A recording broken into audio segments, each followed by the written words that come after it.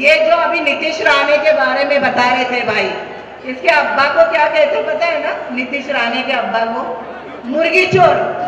आपको पता नहीं होगा तो ये मुर्गी चोर का बेटा ये आके बोलता है कि मस्जिदों में घुस के मारूंगा। ये मुर्गी चोर का बेटा ये कहता है कि मैं ईद मनाने नहीं दूंगा। अरे भैया, मुर्गी को चुराते चुराते इतना आगे बढ़ गया है, तेरी औकात है हमारे सामने खड़े रहने की? आज आसमा शेख इस स्टेज से आपके सामने ये वादा करती हूँ कि मैं इंशाल्लाह अगर मुझे जीत के आप लोगों ने दिया तो ये नीतीश राणे रामगिरी जैसे जो कुफ्फार है उनको इस मेरी कॉन्स्टिट्यूएंसी में, मैं पूरे महाराष्ट्र मुंबई की बात नहीं कर रही हूँ, लेकिन इस कुर्ला कॉन्स्टिट्यूएंसी में कदम रखने नहीं दूंगी।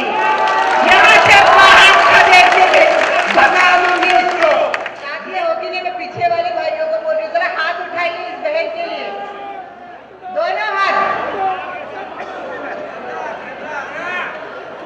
कैमरा बताओ, पीछे हाथ उठाइए भाई सब लोग, जो जो मजलिस के साथ है हाथ उठाइए।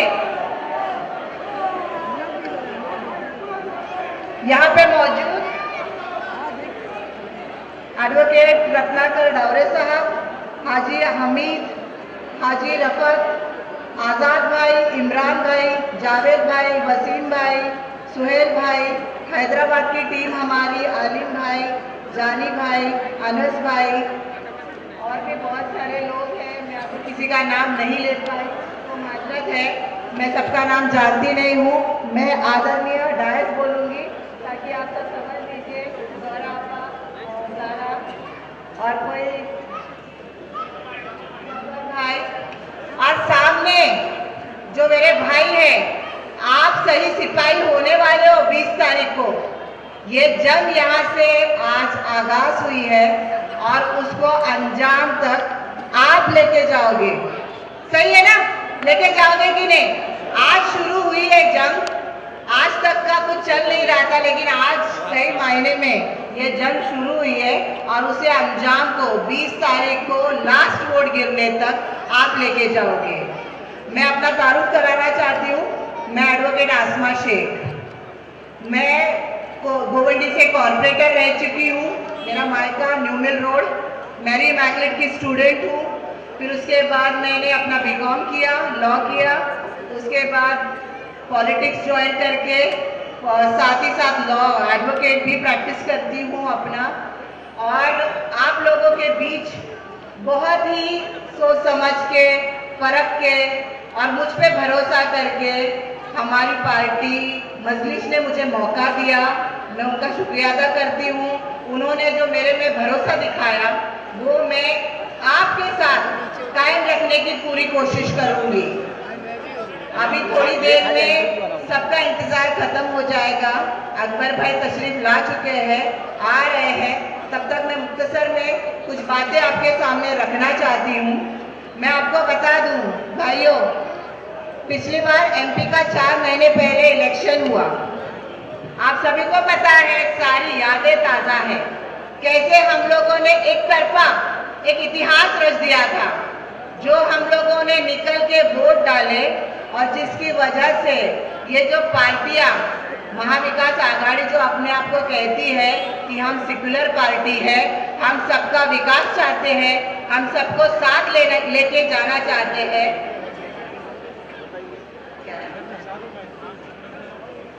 सबका विकास करना चाहते हैं, सबको साथ लेके जाना चाहते हैं। मुझे बताइए, 4 महीने के वक्त के अब गुजर चुका है, वो दिखे आप लोगों को? जिनको आपने अपनी एमपी बनाया वो दिखी आप लोगों को? जोर से बोलिए। उस एमपी, वो महिला एमपी बनने के बाद 1 महीना पहले धारावी में एक मस्जिद का डिमोलिशन हुआ है, पता है ना? सोशल मीडिया पे तो बहुत चला था ये सब। तब कहाँ गई थी ये महिला? जब वोट लेने की बारी आती है तब ये अपने वोटों का हक समझते हैं। ये समझते हैं कि मुसलमान को सोचना नहीं है, बस हमारा अधिकार है, आओ हमको वोट डालो। अभी यहाँ पे आप देख रहे हैं, एक आपा खड़ी है, मैं, एक ताई है और एक भाई है, सही है ना? वो ताई को यहाँ पे आने का टाइम नहीं है। इससे पहले जो डावरे साहब ने कहा, उनके शौहर बिल्डर है, वो मुसलमानों को फ्लैट नहीं देंगे। उनके ऑफिस में मुसलमान महिला जाएगी तो नकाब बाहर उतार के आना। क्यों? क्योंकि उसको ये डर है कि हमारी वजह से उसका दूसरा वोट बैंक नाराज ना हो। आज वो ताई के भाई, कुछ भाई है यहाँ पे ताई के, जो वकालत कर रहे हैं ताई की, इलाके में जा जाके ये मेरे भाई जो मेरा साथ देना चाहते हैं, उनके पास जा जाके ये भाई वकालत करते हैं कि भैया वोट मजलिस को नहीं देना, नहीं तो बीजेपी आ जाएगी।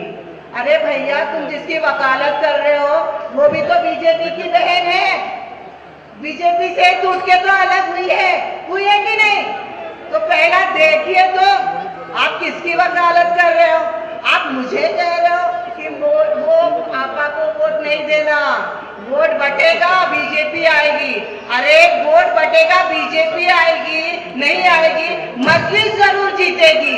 क्योंकि ये जो है यहाँ पे इतने जो मेरे भाई आज खड़े हैं, इनकी ताकत है कि इस बार मजलिस इंशाल्लाह जरूर आएगी। क्योंकि इस बार कुर्ला 174 में इतिहास रचा जाएगा। इस जो ताई के बारे में मैं कुछ बातें बताना चाहती हूँ। ये 169 से कॉर्पोरेटर है। इस महिला ने कॉर्पोरेटर बनने के बाद क्या किया, जो नेहरू नगर से कसाईवाड़े को जाने का रास्ता था, जो हमारे बच्चे, हमारे बुजुर्ग, हमारी महिलाएं जो यूज कर रही थी, वो रोड उन्होंने बंद कर दिया। अभी दोनों ने मिलके, ये छोटी बीजेपी, ये बड़ी बीजेपी, छोटी बीजेपी, मैं मशाल को बीजेपी छोटी कहूंगी, ये छोटी बहन है, ये बड़ी बीजेपी की छोटी बीजेपी है। तो ये दोनों ने मिलके वहां पे रास्ता बंद कर दिया और लड़ाई कर रहे कि नहीं, क्रेडिट लेने की लड़ाई चल रही है कि मैंने बंद किया। आज इनके मुंह पे ताले लग गए, आज इनको हमारा वोट चाहिए। ये रास्ता बंद कर दिए हैं। आप सोचिए जीतने के बाद ये क्या क्या बंद करेंगे। सही है कि नहीं? सब कुछ बंद हो जाएगा, समझ लो। कोई वोट बटने से बीजेपी जीतेगी नहीं। इनका अपना नारा है। क्या नारा है इनका? बटोगे तो कटोगे। अरे हम लोग वो लोग हैं जो मानते हैं एकजुट होगे तो जीतोगे, और हम एकजुट हो चुके हैं। आज हमने यहाँ से एक मैसेज दे दिया है। आज हमने पूरे विधानसभा में यहाँ से एक ओपन मैसेज दिया है, एक खुला मैसेज दिया है कि आज हम ना ही बटेंगे ना ही कटेंगे, बल्कि एक होंगे और जीतेंगे। आपकी बार एमआईएम का आमदार, बोलो एक बार जोर से, आपकी बार एमआईएम का आमदार, आपकी बार पीछे भाई जरा बोलिए, थोड़ा हौसला बढ़ेगा इस बहन का। बहुत लड़ रही हूं मैं, आप लोग भाई थोड़ा साथ देंगे, थोड़ा मुझे धक्का देंगे तो इंशाल्लाह ये बहन बहुत मजबूत है। आपकी लड़ाई लड़ने के लिए मेरी आवाज हर उस जगह गूंजेगी। ये जो अभी नीतीश राणे के बारे में बता रहे थे भाई, इसके अब्बा को क्या कहते पता है ना? नीतीश राणे के अब्बा को मुर्गी चोर। आपको पता नहीं होगा तो ये मुर्गी चोर का बेटा ये आके बोलता है कि मस्जिदों में घुस के मारूंगा। ये मुर्गी चोर का बेटा ये कहता है कि मैं ईद मनाने नहीं दूंगा। अरे भैया, मुर्गी को चुराते इतना आगे बढ़ गया है, तेरी औकात है हमारे सामने खड़े रहने की।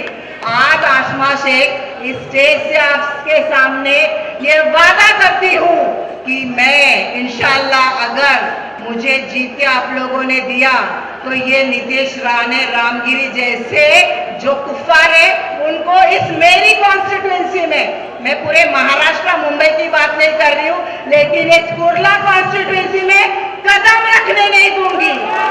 यहाँ से बाहर खदेड़ के भगा दूंगी उसको। ये मुर्गी चोर की,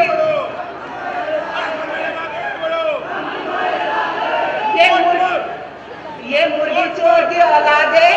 इनको हमने इनको इतना ऊपर बिठाया है, समझे आप लोग? हमारी वजह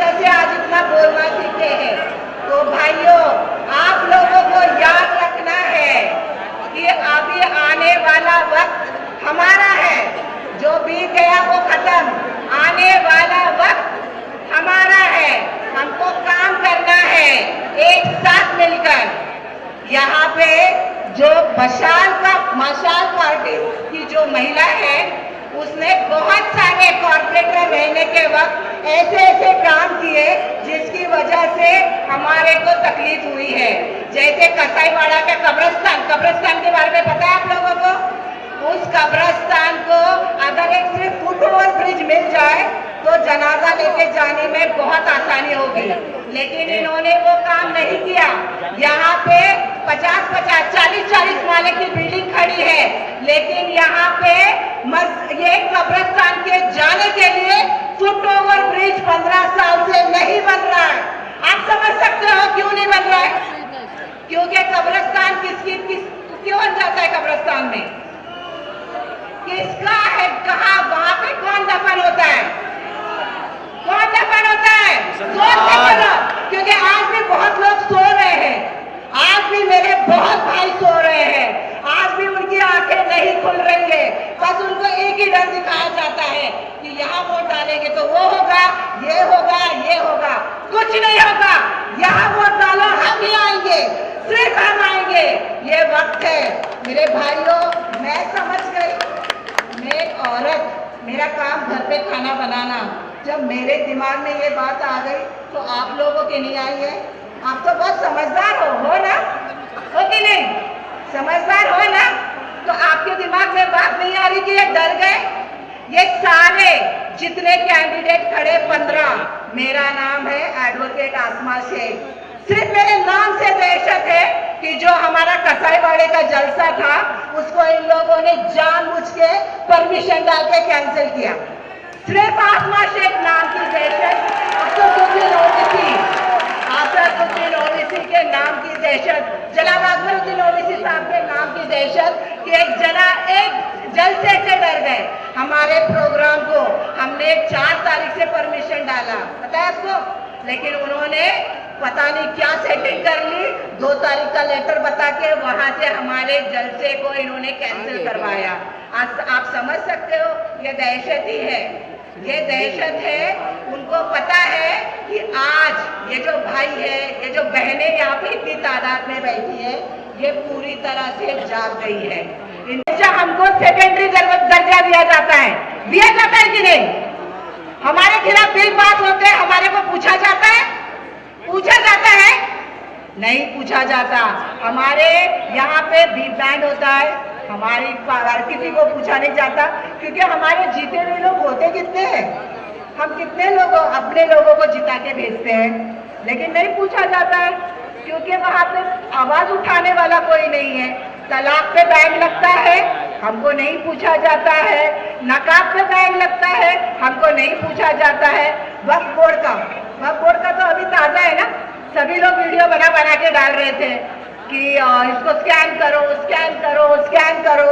ऐसा कुछ होता है, हम जज्बात में आ जाते हैं, लेकिन वोटिंग के टाइम पे ये इस ऑफिस में, वो उस ऑफिस में, वो उस ऑफिस में, जिसको हम देखना पसंद नहीं करते, जिसको हम बात करना पसंद नहीं करते, उनके ऑफिस से लाइन से खुल जाती है ना। आपको लगता है मैं जाके लालबाग परेल जैसे जगह पे ऑफिस खोल सकती हूँ? लेकिन हमारे इलाकों में भाई बैठे रहते हैं, इनके वकालत करने वाली वकील लोग अंदर बैठे रहते हैं और आते जाते करते रहते हैं भाई वकालत। तो ये सब फर्क देखिए, इस सब फर्क को हमको मिटाना है, हमको सबको विकास करना है। जो इनकी सोसाइटी है उसके टक्कर में हमारी बस्तियां है, हमारी बस्तियों को उनके टक्कर में लाना है, उस ऊंचाई पे पहुंचाना है। हमारे बच्चों को हमको एजुकेट करना है। हमारे बच्चे तालीम में सबसे पीछे हैं और इसीलिए आज हमारा ये हाल है। तो हमको पहला काम खाना नहीं, एक टाइम का खाना खाओ भाइयों, एक टाइम, लेकिन अपने बच्चों को तालीम दिलाओ। तालीम दिलाने से हमारे बच्चों का क्या होगा ना, मुस्तकबिल संवरेगा। हमारे यहाँ पे स्कूल्स की कमी है, हमारे यहाँ पे लड़कियों के कॉलेज की कमी है, हमारे यहाँ पे हॉस्पिटल्स की कमी है। इतना बड़ा इलाका है, यहाँ पे कुर्ला बाबा हॉस्पिटल, जहाँ पे कुर्ला के हैं लोग जाते हैं, जहाँ पे चांदीवली विधानसभा से लोग जाते हैं, जहाँ पे कलीना विधानसभा से लोग जाते हैं, और हॉस्पिटल कितना है? एक हॉस्पिटल। तो आप समझ सकते हो कि क्या किस हालात से हम जा रहे हैं। और ऐसे म्युनिसिपल हॉस्पिटल में हमारी बस्ती के लोग जाते हैं, ना कि सोसाइटियों के। सही है ना? हम ही लोग जाते हैं ना जो बस्तियों में रहते हैं। और वहाँ पे 4-5 विधानसभा में, और हॉस्पिटल हमारे लिए एक। हमारी लड़कियाँ जो पर्दे में रहती है, साथ में लड़कों के पढ़ने नहीं जा सकती है, तो हमारी बच्चों के लिए कोई स्कूल कॉलेज होता है?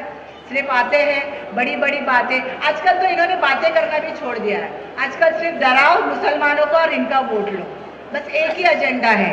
अभी पहले तो बातें करते थे कि हम इनके लिए ये कर देंगे, वो कर देंगे, लेकिन 2014 के बाद से ना सिर्फ डर की राजनीति। इनको पता चल गया है कि सिर्फ मुसलमान को डरा दो कि भाई यहाँ वोट डालोगे तो ये होगा। और मेरा भाई बहुत ही भोला है, वो डरने आ जाता है। पर भाई डरो मत, मैं पहले भी कह चुकी हूँ कि हम तब भी नहीं डरे थे जब हम 313 थे, तो आज हम डरेंगे। आज तो माशाल्लाह हम सेकेंड मेजॉरिटी है ना, 30 करोड़ है हम, तो अब हम नहीं डरेंगे। अब हम इनके डर की राजनीति नहीं होने देंगे। हम नितेश राणे जैसे मुर्गी चोरों की आवाज बंद करेंगे, इनके मुंह के अंदर ही ठूस देंगे हम इनकी आवाज। ये रामगिरी महाराज जैसे जो गुस्ताखे रसूल है, इनको हम यहाँ पे देखो देखो कौन आया, शेर आया, शेर आया, देखो देखो कौन आया, शेर आया, शेर आया।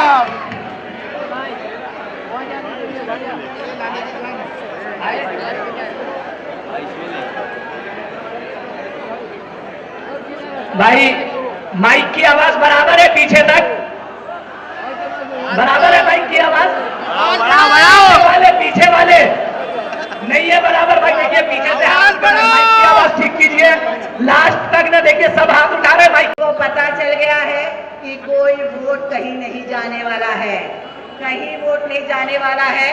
इसीलिए इन्होंने अभी कुछ अपने भाइयों को लगा दिया है यहाँ पे जाके कानाफूसी करने, वकालत करने कि भाई ये, और कोई नहीं। मजलिस के बारे में कुछ गलत बोलने को, मजलिस के बारे में उनके पास कोई गलत बोलने को है ही नहीं। बस एक ही डर, हमेशा एक ही डर दिखाया जाता है कि मजलिस को वोट डालोगे बीजेपी जीतेगी, मजलिस को वोट डालोगे बीजेपी जीतेगी। बाकी इनके पास मजलिस के खिलाफ कुछ भी नहीं है, कोई एक चीज नहीं है जो ये मजलिस के खिलाफ बोल सकते हैं। मेरे भाइयों बहनों जो यहाँ पे बहुत देर से बैठी हुई है, मैं आपको और भी बहुत सारी बातें बताना चाहती हूँ कि मुझे पता है यहाँ पे बीजेपी की तरफ तो हम देखते नहीं हैं, तो उसको उसकी बात करके अपनी जबान को खराब नहीं करना है। सही है ना? बीजेपी का नाम ले दो जाके फिर से वजू करके आना पड़े, इतना गंदगी है, तो उसके बारे में तो छोड़ ही दो। मुझे बताना है कुछ चीजें जो मशाल की। मशाल के बारे में पता नहीं अभी क्या एक नैरेटिव सेट कर दिया गया है। ऐसा बताया गया है कि मशाल ही आज सब कुछ कर सकती है माइनॉरिटीज के लिए, मशाल ही सब कुछ कर सकती है, लेकिन ये सरासर गलत है। हमने 4 महीने से इन लोगों को देखा है। कोल्हापुर का इंसिडेंट भूल गए? कोल्हापुर जहाँ का एमपी कौन है? कांग्रेस वाला है ना। वहां पे क्या हुआ था?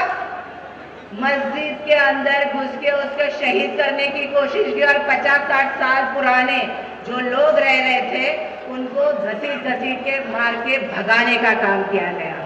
पर यहाँ पे ना मशाल के मुंह से आवाज निकली, ना पंजे के मुंह से आवाज निकली, कोई कुछ बोला नहीं बोला, क्योंकि काम खत्म, पिक्चर खत्म।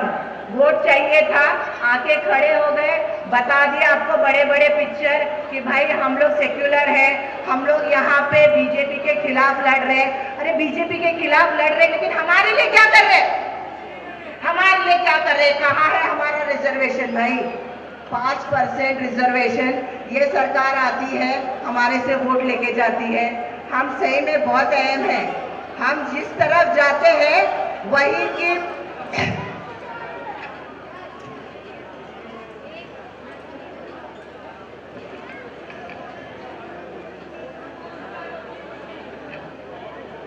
थोड़ा और इंतजार कर लीजिए भाइयों, आते ही है साहब, तब तक मैं अपनी तकरीर बोल दूँ, क्योंकि बहुत हिम्मत लगती है एक महिला को यहाँ पे खड़े रह के कुछ बोलना। आप समझ सकते हैं, तो थोड़ा उसका हौसला बढ़ाइए, थोड़ा प्लीज़ सुनिए। मैं कैंडिडेट भी हूँ आपकी, तो आपको थोड़ा मेरे बारे में पता भी चलेगा कि मैं क्या बोल रही हूँ, मैं क्या कर सकती हूँ, क्योंकि मेरे बारे में बहुत सारी अफवाहें भी उड़ाई गई हैं। तो आप आज हम रूबरू है, तो जान लीजिए आपके कैंडिडेट को। मुझे नहीं लगता है कि जो 2 कैंडिडेट खड़े हैं वो आपके सामने आएंगे और इतनी बातें करेंगे। हिम्मत नहीं है ना उनको आने की। हमारे को बोलते ना, हमारे नाम में ऐसी बरकत है कि हम कहीं भी घुस जाए। हम तब भी नहीं डरे थे जब हम 313 थे, हम आज भी नहीं डरेंगे भाइयों। तो यही मैं बताना चाहती हूँ कि अगर बीजेपी हमारा खुला दुश्मन है तो मशाल छुपा हुआ दुश्मन है। किसी की बातों में मत आइए। बहुत ही मतलब हालात इतने बुरे हैं। ट्रेन में सफर करना, ट्रैवल करना, ट्रेन में एक बंदे को सफर करना दाढ़ी टोपी लगा के किस दर्जे पहुंचा आपको पता है? वो जो बड़े मियाँ को मारा गया, कैसा वीडियो बनाया गया, किस हद तक उनको जलील किया गया। मतलब जो देखेगा, चाहे हिंदू हो, मुसलमान हो, कोई भी धर्म का हो, जो देखेगा वो अपने आप को शर्मिंदगी महसूस करेगा कि क्यों हूं मैं इस देश में, मैं हिंदुस्तान में क्यों हूं, जब मेरे बाप की उम्र के शख्स को ऐसे पीटा जा रहा है और कुछ हिजड़े जैसे वीडियो बना रहे, एक शेर को 10 चूहे मार रहे। भाइयों, बहुत सारी चीजें हो रही है, बहुत सारी चीजें हिंदुस्तान में हो रही है। बस वोट आता है तो ये हमारे पास पहुंच जाते हैं, हमारे से डर की राजनीति करते हैं, हमको डराते हैं कि सुन लो, ये मत करना, अपनी आपा को मत जिताना, हमारी ताई को जिताना। इनकी ताई जीतेगी, फिर ये जाके अपने ऑफिस के बाहर क्या बोर्ड लगाएगी?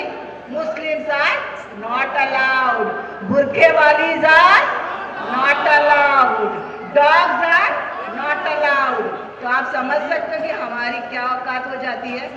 वोट आने देने की बारी आती है ना, तो सर के ऊपर, और जैसे ही काम खत्म नीचे। सही बोले हो। तो लेकिन ये हमारी कमी है, हम इस चीज को भूल जाते हैं ना, हम इस चीज को भूल जाते हैं। हम ऐसा हो जाता है कि पता नहीं क्या कौन आके हमको गुट्ठी खिला देता है। हाँ, नहीं, आपा को वोट मत दो, ताई को दो, ताई भला करेगी। अरे अपने और पराये में भेद तो देखो, आंखों पे तो भरोसा करो अपने। आपकी आंखें क्या बोल रही है, आपका दिमाग क्या बोल रहा है? भाइयों, इस बार बहुत हिम्मत करके आपके सामने मैं वहाँ गोवंडी की कॉर्पोरेटर, यहाँ पे एक औरत आके आपके बीच लड़ने की कोशिश कर रही हूँ। साथ दीजिए, सपोर्ट कीजिए मेरा। इस वक्त ये वक्त है हम सबको इकट्ठा होना, ये वक्त है हमको अपनी ताकत दिखाना।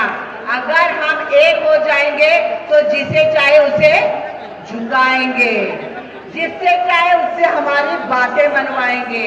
मैं इस जायज से वादा करती हूँ, अगर मैं जीत के आई तो पहला काम मेरे एजेंडा पे होगा, जो रेहरू नगर का रास्ता बंद हुआ है उसको खुलवाना। दूसरा काम मेरा जो रहेगा कि फुट ओवर ब्रिज, जिसकी वजह से बहुत बेअदबी होती है, जनाजे को बहुत तकलीफ होती है लेके जाने, उसको पहला प्रायोरिटी उसको बनाना। और जहाँ जहाँ ये सोसाइटियाँ बनी है हमारे दम पे, ये वोट लेके राजनीति करते हैं, फिर बिल्डर्स बन जाते हैं, उसके बाद सोसाइटी में हमारे को फ्लैट्स नहीं देते, ऐसी सोसाइटियों पर हम कानूनी कार्रवाई करेंगे। क्योंकि कॉन्स्टिट्यूशन ने अधिकार दिया है हमको कि हम जहाँ चाहे रह सकते हैं। अगर हमारे पास उस सोसाइटी में फ्लैट खरीदने का पैसा है तो हमको वो अधिकार वो छीन नहीं सकते। हम कॉन्स्टिट्यूशन को मानने वाले लोग हैं, हम एक साथ रह के मिल के रहने को मानने वाले लोग हैं।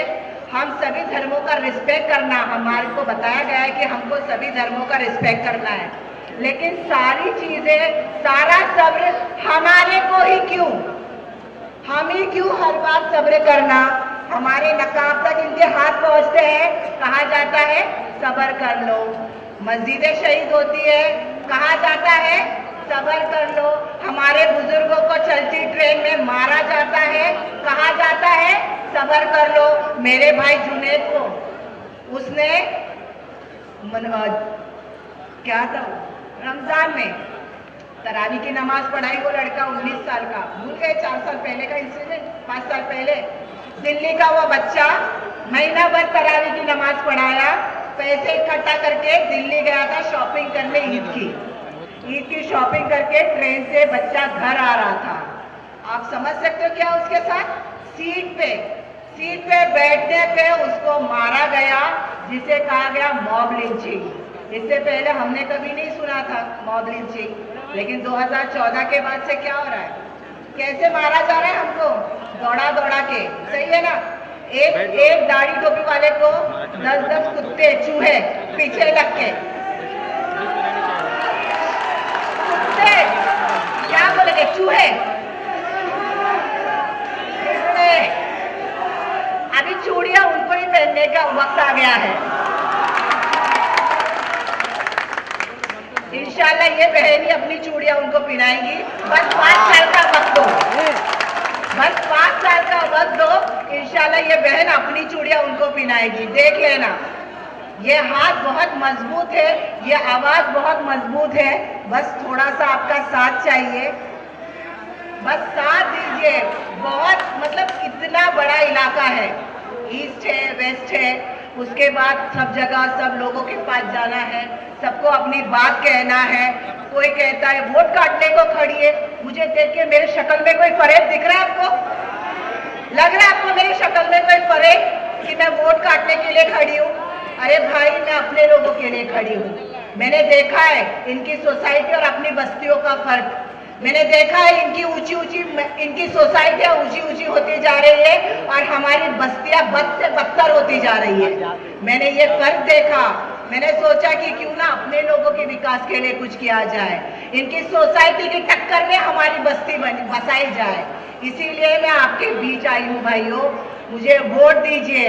आने वाली 20 तारीख को प्लीज आप सबसे दरख्वास्त लेके आई हूँ, आने वाली 20 तारीख को 5-6 बजे तक आप अंदर जाइए। और हमारी सबसे बड़ी कमजोरी, और मैं कहूंगी ना कि बाद में हम अपने आप को कोसते हैं।